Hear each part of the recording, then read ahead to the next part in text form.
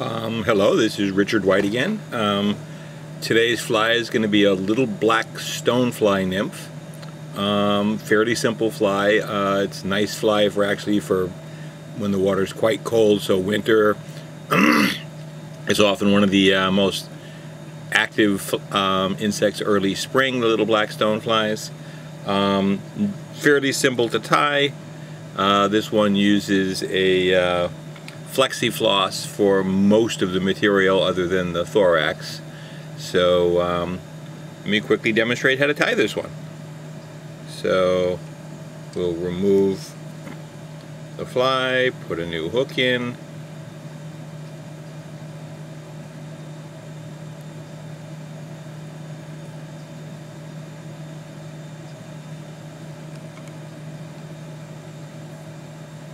And get set. So again, colors are simple, everything is black.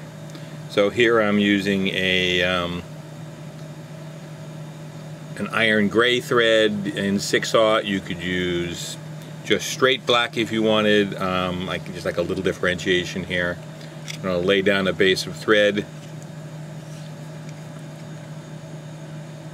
going down the full length of the hook, going all the way back to where the bend starts. Clip off the excess. Now if you will, the tails and the antennae are going to be tied out of the same piece of the Flexi-Floss. So what I have here is a short section of this Flexi-Floss. It's sold under the name Strong and Stretchy.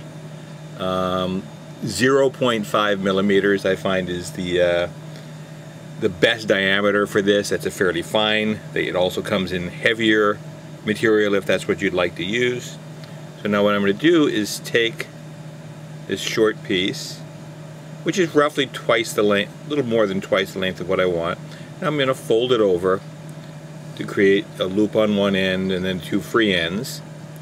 And then I'm going to tie the two free ends hanging off the back of the hook and bind this down. It's very stretchy, so you're gonna find it's gonna want to run around on you. So it's kind of important to pin it with your fingers while you wind, and then you'll have to pull it back up on top. And then make sure you wind back until you're back to where you would like the fly to end, the body of the fly to end, and that will tend to flare those tails out very nicely for you. Then I'm just going to wind forward, back up until I get to where the thorax would start. And I'm going to leave that in place for now, where the thorax starts. I'm going to get one more piece of the Flexi-Floss, because that next piece is going to form the abdomen. And you know, this piece, it'll be longer than I need, but I can then use the leftover for the tails and antennae on the next one. So now I'm just going to lay the Flexi-Floss right down on top of where the abdomen is. It's bound down fairly tightly. I'm going to have to keep pulling these strands over the top, because they're going to be, eventually those are going to go over the top of the thorax and then create the antennae in the front. Now I'm going to, once I have that bound tightly, I can stretch that Flexi-Floss so I don't build up any more bulk than I want, and I can stretch it more as I get further back, and that will allow me to help build a bit of a taper. And so I'm going to wind back to the base of those tails and then come forward again. So now this strip of Flexi-Floss is going to form the abdomen. But when I do that, when I wrap this, I want to start by stretching fairly tightly. And this will double in length easily. I'm stretching very tightly because that thins it out. And as I go forward, I can ease off a little bit, which will allow me to build up a bit of a taper. When I get to the end of the abdomen, I can, a few turns, tight thread to tie that down. pull the Flexi-Floss, trim that off, save that longer piece for the next fly. Now I'm going to pull back those doubled strands. And I'm going to wind fairly tightly in front of them. And that's going to be where my head and thorax are going to be. Now for the thorax and the legs, I'm using a little bit of SLF Prism, except I'll be using the black color, which is actually fairly deeply blue-black. And I don't need much of this. This is not a big fly. So I only need a small number of fibers, and that's plenty to give me both the bulk of the thorax and any legs. Dub that onto my thread.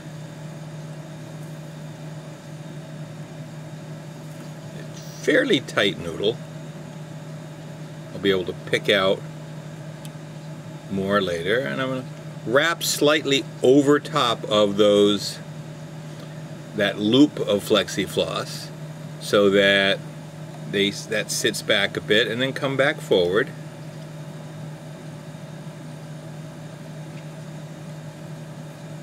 And I'm going to push any fibers back just so I keep things away from the eye. Bring the Flexi-Floss over the top so to create a wing case. And I can bind that down on the top of the fly.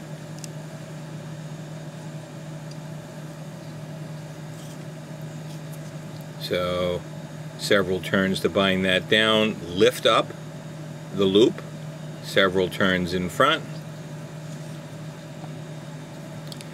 It's easier with this to put the head cement directly on the thread first, and then I can whip finish, and I will use a finger to hold the that loop back while I whip finish.